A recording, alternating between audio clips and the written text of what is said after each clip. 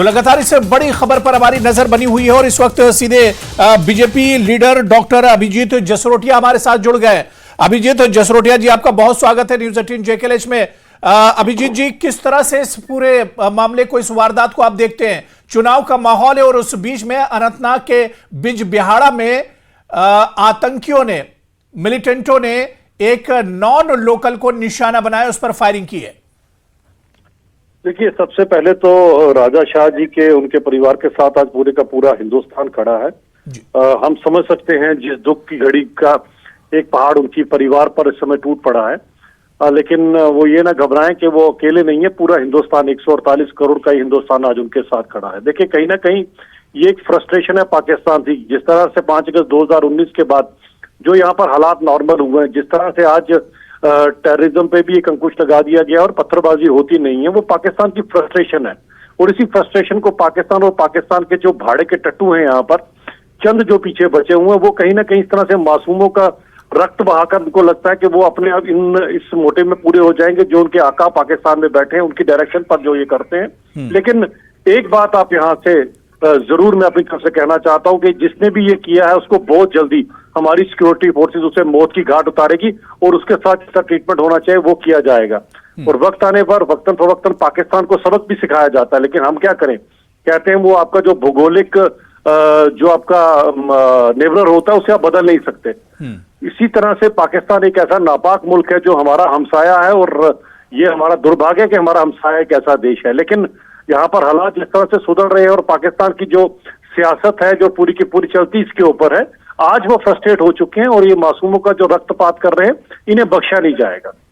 चलिए, बहुत बहुत शुक्रिया डॉक्टर अभिजीत जसरोटिया हमारे साथ जुड़ने के लिए और बातचीत करने के लिए। एक बड़ी वारदात है, ठीक ऐसे वक्त इस टाइमिंग जो है उस पर एक तरह से देखना होगा। ठीक चुनाव होने वाले हैं, फर्स्ट फेज की कैंपेनिंग आज ही एक तरह से खत्म हुई है। 2 दिन के बाद पहले फेज की पोलिंग होनी है और उस बीच में वारदात हुई है। अनंतनाग बिजबिहाड़ा एक बहुत हॉट सीट मानी जा रही है, VIP सीट मानी जा रही है। कई दिग्गज, कई बड़े चेहरे यहां से अपनी किस्मत आजमा रहे हैं और यहां पर हालात खराब करने के लिए, इलेक्शन प्रोसेस में खलल डालने के लिए एक तरह से इस वारदात को अंजाम दिया गया है। अब इस पर जो सियासी पार्टियां जम्मू कश्मीर की, उन्होंने कंडेम भी किया है। गुलाम नबी आजाद, महबूबा मुफ्ती, सज्जाद लोन, इस तरह से कई लीडर हैं जिन्होंने इस पूरी वारदात को कंडेम किया है। और सीधे अनंतनाग का रुख करेंगे। ग्राउंड जीरो पर हमारे सहयोगी मुदस्सिर कादरी हमारे साथ लाइव जुड़ चुके हैं। मुदस्सिर, क्या कुछ जानकारी अब मिल पा रही है, क्या कुछ अपडेट है इस पूरी वारदात के पीछे?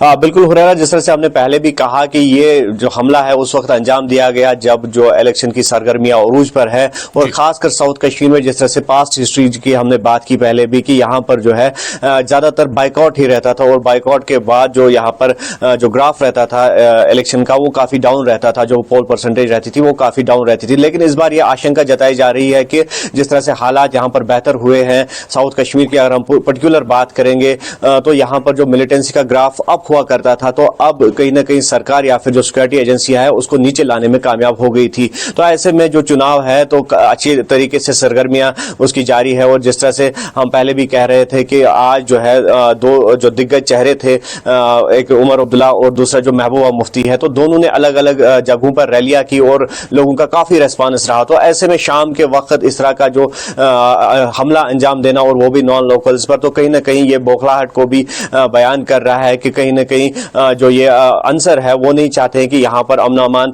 की जो कोशिश की जा रही है तो वो परवान चढ़ सके, और उसमें कहीं ना कहीं रखना डालने की भी जो है कोशिश इसको समझा जा सकता है। तो कुल मिलाकर हम ये कह सकते हैं कि इसके वक्त हालात काफी कशीदा बने हुए हैं, हालांकि काबू में जरूर हम कह सकते हैं।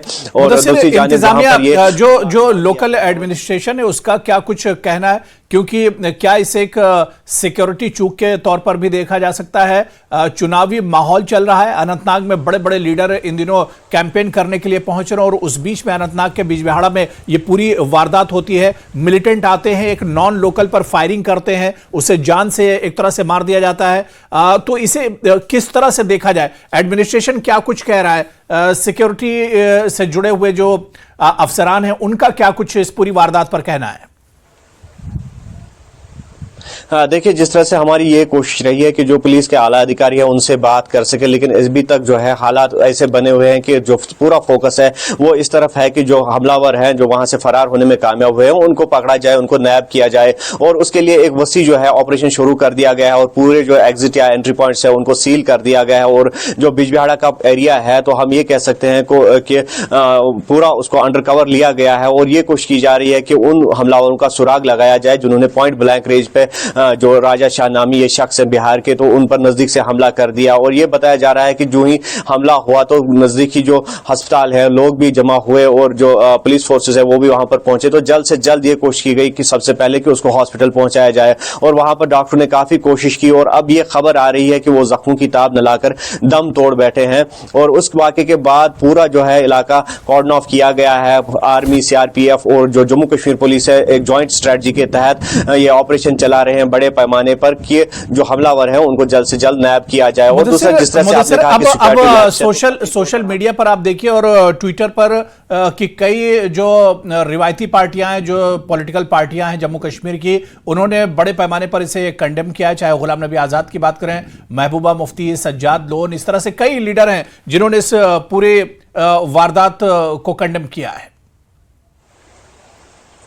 बिल्कुल, पहले मैं इस बात का जवाब दूं कि जिस तरह से आपने कहा कि सिक्योरिटी लैप्स हो सकता है, तो कतई तौर पर हम ये नहीं कह सकते कि ये सिक्योरिटी लैप्स हो सकता है, क्योंकि जिस तरह से कोशिशें की जा रही है और कोशिशें जो की गई है जो मिलिटेंसी का ग्राफ है उसको डाउन करने में, तो उसमें कहीं ना कहीं जो है सिक्योरिटी फोर्सेस कामयाब हुए हैं, एजेंसीज कामयाब हुए हैं। लेकिन ये किसी न किसी तरह से ये एक कोशिश है कि जो अमन अमान की सूरत हाल है उसमें रखना पैदा किया जा सके और जो इलेक्शंस होने वाले हैं उसमें भी कहीं ना कहीं जो है हैम्पर किया जा सके उस प्रोसेस को। और दूसरी जानिब जिस तरह से आपने कहा कि जो ये पॉलिटिकल लीडर्स है या फिर जो समाज के मुख्तलिफ हल्के हैं वहां से हर सू इस हमले की कंडेमनेशन हो रही है, और ये बताया जा रहा है कि जिस तरह से अगर आज की हम बात करेंगे तो काफी नॉन लोकल लेबरर्स यहाँ पर है और जो लेबर क्लास यहाँ पर है उन काफी जो वर्क फोर्स है उन पर डिपेंड रहता है, तो ऐसे में उनकी जो सिक्योरिटी है उसके लिए भी जो है आवाजें बुलंद हो रही है और ये मांग की जा रही है कि जो यहाँ पर नॉन लोकल्स रह रहे हैं, रिहाइश पजीर है, तो उनकी जो सिक्योरिटी है उसको भी माकूल बना दिया जाए। मुदस्सिर, हमारे साथ आप बने रहिए। इस वक्त हमारे साथ जम्मू से पीडीपी स्पोक्सपर्सन आदित्य गुप्ता जी हमारे साथ जुड़े हुए हैं। आदित्य गुप्ता जी, आपका बहुत स्वागत है न्यूज 18 JKLH में। अनंतनाग के बिजबिहाड़ा से बड़ी वारदात की खबर आदित्य गुप्ता जी आई है। यहां पर एक नॉन लोकल पर मिलिटेंटों ने फायरिंग की है और वो एक तरह से इसमें हलाक हो गया है। पूरी वारदात को कैसे आप देख रहे हैं? पॉलिटिकल प्रोसेस चल रहा है और उस बीच में मिलिटेंटों ने इस पूरी वारदात को अंजाम दिया है। आदित्य गुप्ता जी। अबू जी, बड़ा दुखद समाचार है। ये जो नॉन लोकल को मारा गया है बिजबिहाड़ा में, ये फिर से एक और टारगेटेड किलिंग है। ये पिछले एक साल में, पिछले 1.5-2 साल में इतनी ज्यादा टारगेटेड किलिंग्स हुई हैं जिसके अंदर साफ साफ और गवर्नमेंट के जो ये कांस्टेंट एक कांस्टेंट स्टैंड रहा है कि हालात बदल गए हैं, इस चीज के बारे में बार बार बात होती रही है और गवर्नमेंट हमेशा इस चीज को ब्रश असाइड करती रही है। कभी सीरियसनेस नहीं देखी गई। अगर पहले चाहे वो केस विजय कुमार का हो, रजनी बाला का हो या दीपू का हो, और अब इन शख्स का हो, ये टारगेटेड किलिंग है। लोग अपना व्यापार, अपना व्यवसाय के लिए आते हैं। आप कहते हैं कि सारे हालात ठीक हो गए हैं, उस कॉन्फिडेंस पे लोग आते हैं यहाँ पे। तो जो प्रमोशन आप करते हो, मार्केटिंग करते हो, वो रियलिटी से दूर है। ये बात हम पहले भी कहते रहे हैं कि टारगेटेड किलिंग्स बढ़ गई है। मिलिटेंसी इन्फेस्टेशन या घात लगाकर जो इंसिडेंट्स हो रहे हैं वो ज्यादा हो गए हुए हैं। हम स्ट्रांगली इसको कंडेम करते हैं। देखो, ये this is any kind of violence, we object to it. We do not believe in any kind of violence. We strongly believe कि डेमोक्रेटिक प्रोसेस है हिंदुस्तान का। हिंदुस्तान और कश्मीर एक हिस्सा है जो हिंदुस्तान का। हम यहाँ पर भी पीस उतना ही रिक्वायर्ड है जितना किसी और कोने में है। लेकिन जो गवर्नमेंट आदित्य गुप्ता जी, मैं एक चीज समझना चाह रहा हूँ। बहुत ही दुखद खबर है जो आज अनंतनाग बिजबिहाड़ा से आई, क्योंकि अब ये बताते हैं कि कहीं ना कहीं जो मिलिटेंट हैं वो अभी हमारे दरमियान मौजूद हैं, लेकिन अपोजिशन जो बार बार जिस बात की जिद कर रहा था कि असेंबली के चुनाव जल्द से जल्द कराए जाएं, हालांकि इलेक्शन कमीशन ने भी उस पर सफाई दी और लोकसभा चुनाव का प्रोसेस एक तरह से चल रहा है, और उस पर बार बार यही बात बीजेपी की तरफ से कही जाती थी, इलेक्शन कमीशन की तरफ से कही जाती थी कि सिक्योरिटी एक बड़ा कंसर्न है, लेकिन फिर भी अपोजिशन कहता था कि नहीं, चुनाव कराए जाएं। तो अब इसे आप क्या कहेंगे जिस तरह के हालात हैं? चुनाव कराना तो इज अ डेमोक्रेटिक राइट। अगर गवर्नमेंट जब हालात बेहतर होंगे तभी तो चुनाव हो सकते हैं।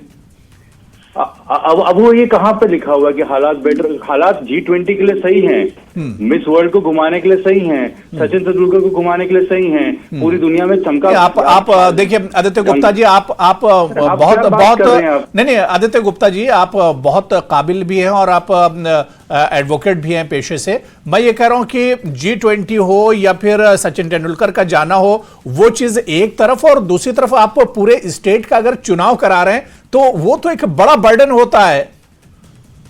उसे आप कैसे दोनों को वो कर सकते हैं? पार्लियामेंट इलेक्शन में कोई और वोट डाल रहा है क्या? और 6 साल हो गए हुए हैं, डेमोक्रेटिक सिस्टम नहीं एग्जिस्ट करता।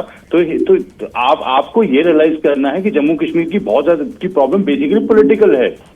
यहाँ पे डिस्कोर्स हुआ था आफ्टर अनरेस्ट ऑफ 1987। आपको ये रियलाइज करना पड़ेगा कि कॉन्फिडेंस यहाँ पे बिल्ड होगा तब जब डेमोक्रेटिक सिस्टम चलेगा। This is very important for Jammu and Kashmir. You have to get the people of Jammu and Kashmir streamlined into democratic setup. लेकिन आदित्य गुप्ता जी ये तो बता रहे हैं कि हालात भले ही बेहतर हुए हों, लेकिन अभी भी कुछ सिक्योरिटी कंसर्न है, सिक्योरिटी कंसर्न अभी भी है। हाँ तो गवर्नमेंट फेल हो रही है ना इसमें मिजरेबली। आप मुझे बताएं, ये इंसिडेंट्स इसलिए नहीं होते थे क्योंकि इंटेलिजेंस आती थी। आर.के. दौलत खुद कह चुके हैं, फॉर्मर रॉ चीफ हैं, वो कह रहे हैं कि इंटेलिजेंस ड्राई अप कर गई है जम्मू कश्मीर में because of the policy of the government. और ये 6 महीने पहले ये said the incidents which are happening, targeted killing हो या रजौरी पुंछ के इलाके में घात लगा के अटैक्स होने हो आर्मी ऑफिसर्स और पुलिस ऑफिसर्स के ऊपर, वो ये सब कुछ इंटेलिजेंस ड्राई अप होने की वजह से हुआ है। ये पॉलिसी फेलियर है, पॉलिसी पैरालिसिस है।